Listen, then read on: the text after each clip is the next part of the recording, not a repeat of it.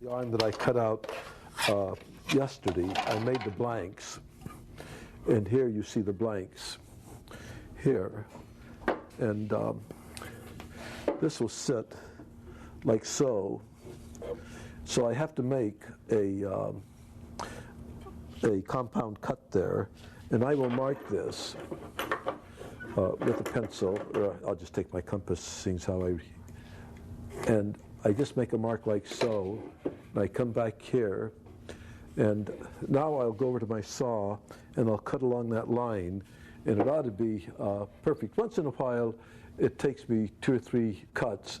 I put a center dowel here, tap it, and drill my hole.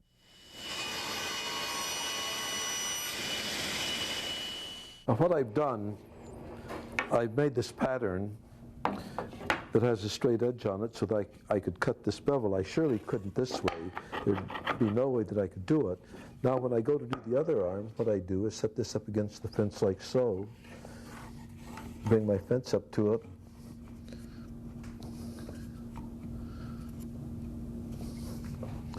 and here it's hitting this point and it's hitting this point. And I'll cut all the arms that has this angle, then I'll do the other arms. This is the left arm, then I do the right arms. But here you see, now I've made this cut that goes into the back leg. I've used a dowel center to find the center here. I've drilled my 1/2-inch hole, and I've followed this line because this arm does that. Then I lay out my pattern. You can see here the line, and I will cut this out on the bandsaw. I recommend that you do not use the bandsaw the way I'm using it. It's very dangerous. You shouldn't do it. I do it because I didn't know any better when I started. No one had told me that I shouldn't do it. But I do cut a lot of freehand. I cut the arms, I cut the crest. I do an awful lot of freehand cutting on the bandsaw.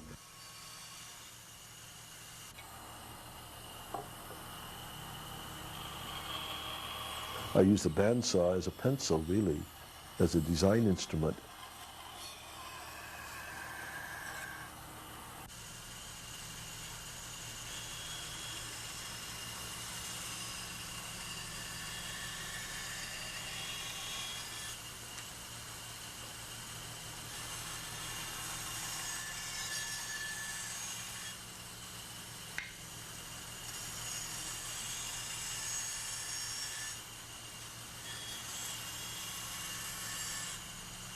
But I can't repeat too often. I recommend that you not do it. It is risky.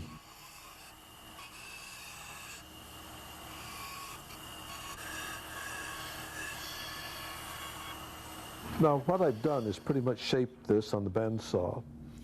I've left this the way it is because I've got to put a clamp from this, from the top of the arm to the bottom of the leg. I used to finish this all up, and then I'd have to make a wedge and put sandpaper on it to keep it from slipping and all. I find that it's much simpler doing it this way than taking a chisel and just knocking that off. It just takes me a few minutes. But you see, the arm is pretty well shaped.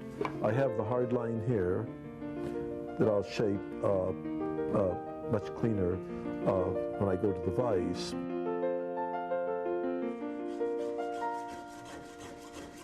The rocker is the chair that people order individually more than any other piece that I make. So we always have a few going. I usually do 6 rockers at a time, and that's about my limit. Then I let them set a while, and then come back to another 6 later on. But I have quite a few dining table sets to make, chairs, buffets. I have 2 church jobs coming up. People have asked me what my favorite piece of furniture is, and my answer is that whatever piece I'm working on.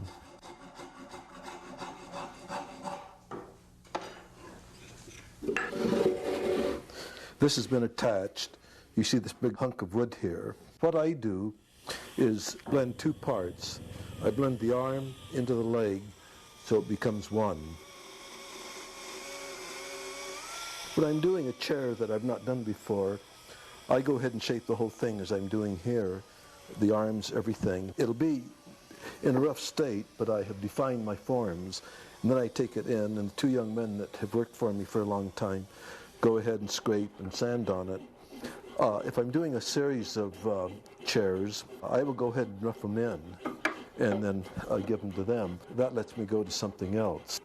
Working alone, I could produce it easily 25, 30 pieces a year.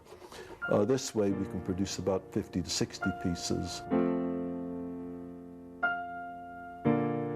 I've made tables like this. People kept telling me that it would look very organic. It looked like a tree trunk growing out of the ground.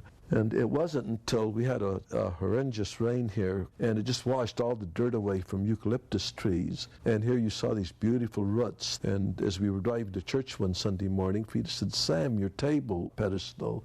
But here you see the understructure.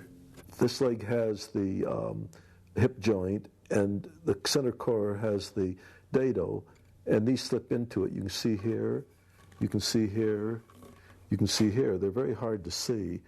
And then what I do is I put a clamp here and here, here and here, and then a clamp from this leg to that one, a clamp from that leg to that one, and the same at the top. Then when I put the top on, there's a screw in there, and I drill a hole much larger than the screw, drop a washer in, so there's movement on the table. The table can move about 1/2 inch.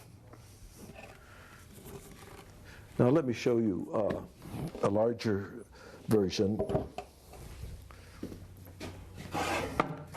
This is a larger version. Here you see the tongue that slides down into the dado. I do not have the center core made yet, but that's usually made out of 4x4 and then coved. So this slide goes in, you see a beautiful cove, and this will just slide down. Looking at it, it would be about this far apart. And I take my router about 1 inch deep and hammer a spline in, peg it, and then on the other direction, I go in 1/2 inch. So what I do, I get a beautiful cross piece like so that holds it together. I don't have to do that on the top because the top holds it together.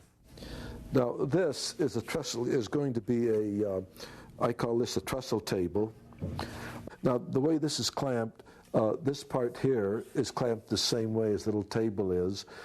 This is a dado joint here with the tongue and the tongue. That is done first, connecting it on to this piece here. And then you notice the cove. And we do that by hand. What I do is just take a gouge and gouge it out. And then I take a sureform that I've made into a little plane, a round sureform, and that's the way we do that. Then you see here what I've done. I've brought the legs out like so a little bit.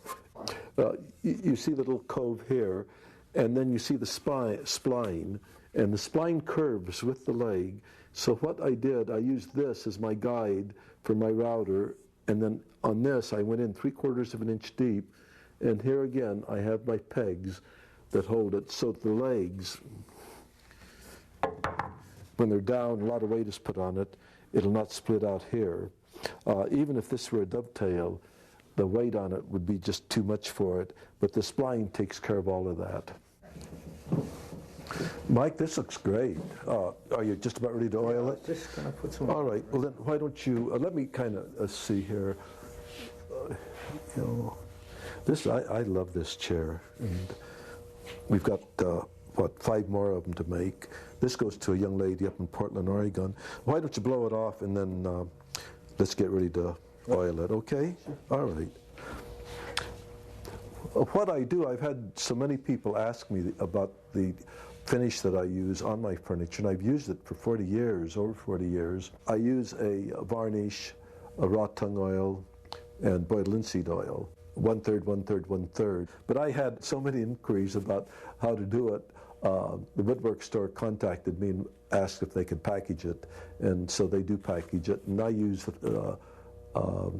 what they put up. It's exactly the same finish that I'd used before, but it makes it quite handy. I don't have to mix it anymore. And that is the first finish that I put on, and I put about 4 rubbings on, wipe it off absolutely completely. You can't leave any oil on at all.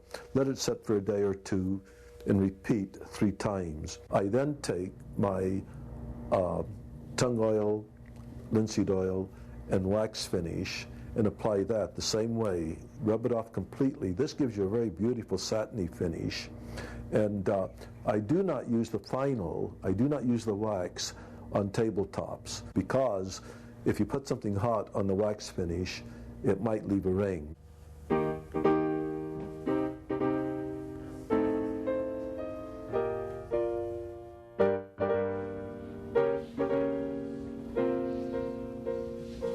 You recall this chair, before it was upholstered, before it was oiled. I've taken it to the upholsterer, and he's put the fabric on. It still has to be oiled a little bit more, but let me explain some of the features of this particular chair. You see here where I made a large roll here, a small roll here. The cushion underneath, and I will remove it, is finished with the same fabric as is the top. I do not like the chrome. I think I'll cover it with walnut, like so. There'll be a walnut core, and this will be covered, and it'll give it a little more weight. But I think that the people I'm doing this for will be quite happy with it. I'm quite happy with it. I kind of think I'll make one for myself rather than sit in a rocking chair.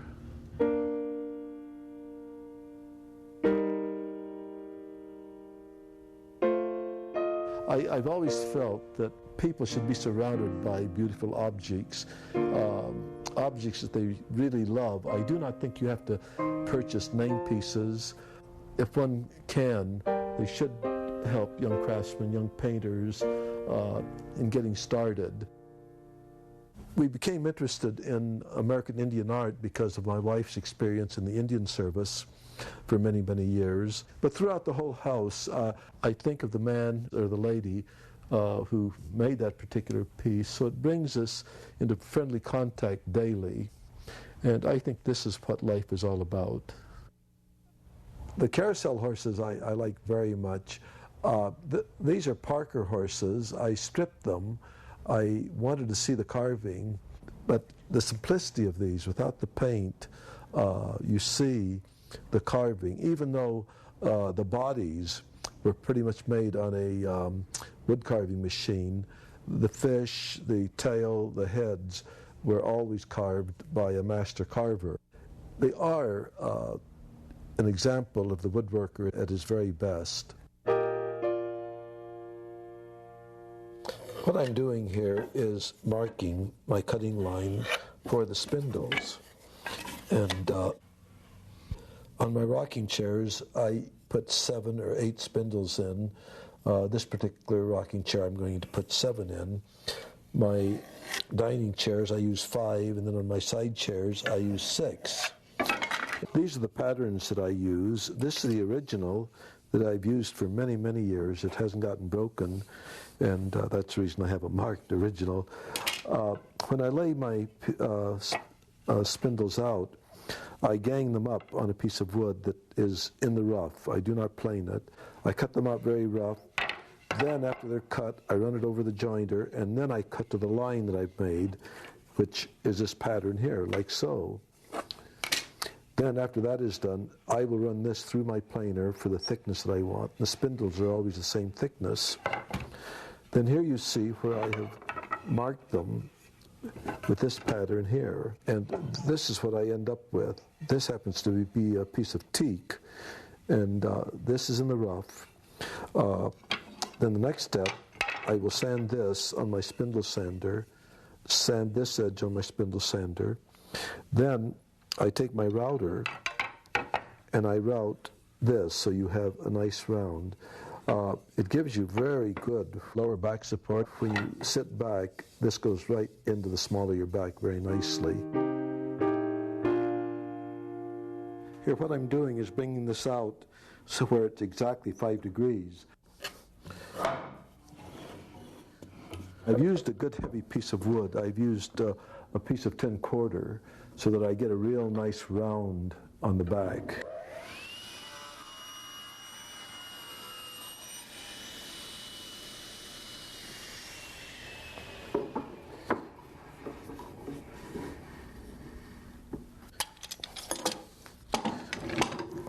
Like so. Here I have a perfect fit. Now what I'm going to do is I'm going to make an arc, and I'll cut this out on the bandsaw.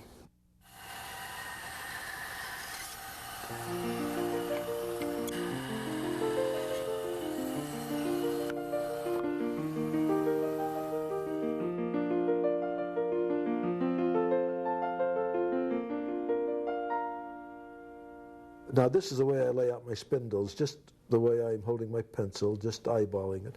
I just scribe a line like so. I find the center. Then what I do, I divide this into 7 equal parts, and I mark it on this side, bring it over, put it into my chair like so.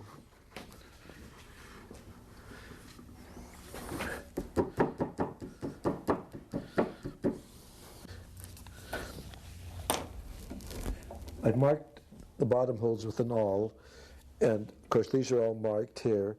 I take my finger at each mark, then I drill, and I have a stop here. Then I go to the next one, and I hold my finger where I marked it, and I'm going to exaggerate, but this will cant out this way. Then I go to the next one, and this cants out, and I go to the next one.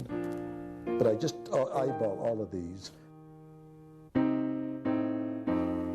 I had a ladder going up to the loft, which was rather clumsy. Then I decided to build a spiral stairway. A young friend of mine came by with a load of lumber. It was apatone, which isn't a good wood for furniture, so I decided to make the stairway out of it. I made the steps, and they laid around here for about 2-3 years. Then I just decided to finish it. It took me about 2 weeks to make it from start to finish. One morning, I was getting ready for church. I was all dressed, and I went into the shop, picked up a rasp, and Frida came out and wondered what I was doing. And I said, well, I'm shaping this finial.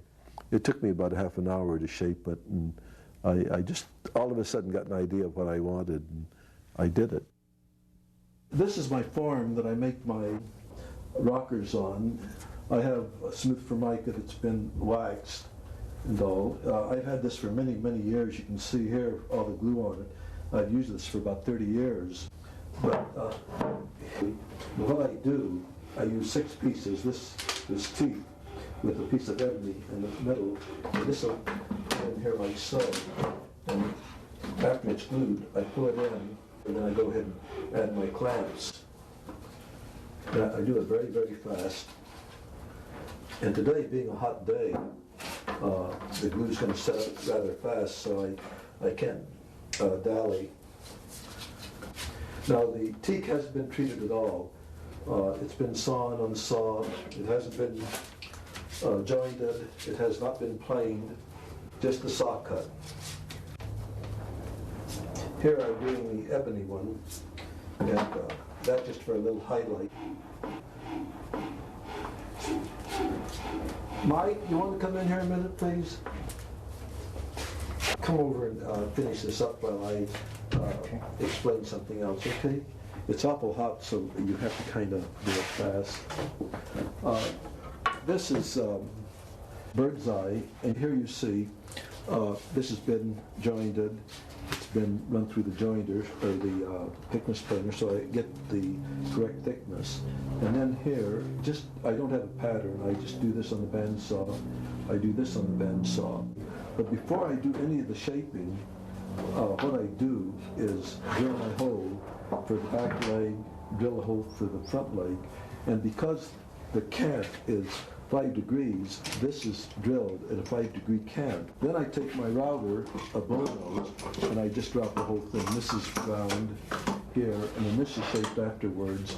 This is shaped into the leg, this is shaped into the leg, and then of course this I do with a rasp. That's pretty much the way we do these. Now these little blocks over here,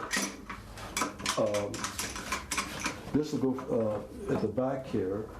These will be glued on after all of these are glued.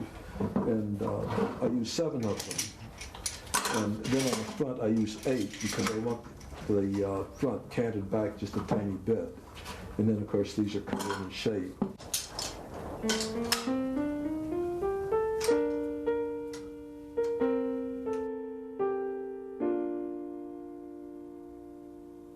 I guess if you can't sit on a chair or can't eat off of a table or can't use a set of drawers, it's art.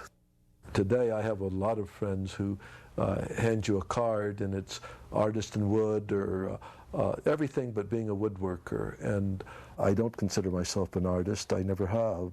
I'm a furniture maker. I'm a woodworker. And I think woodworker is a very good word, and I like the word. It's an honest word. And that is what I am, a woodworker.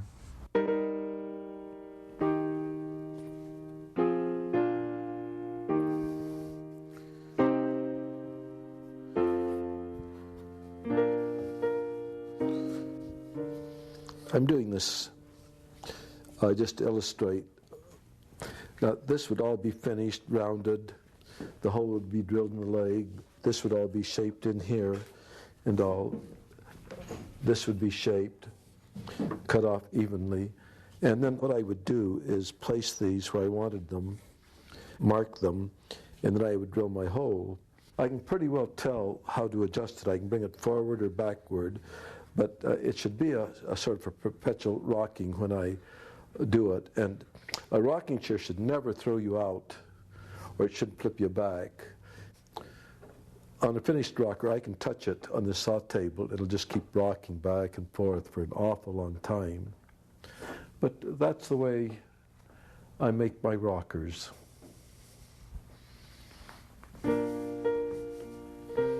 Too often, we who design things take all credit for what we do. And if we have any kind of success, we become very smug and conceited about it. And I think that all one has to do is look at a beautiful flower or a tree or whatever, and we realize that what we do is very insignificant. We are only the instruments who make these beautiful objects.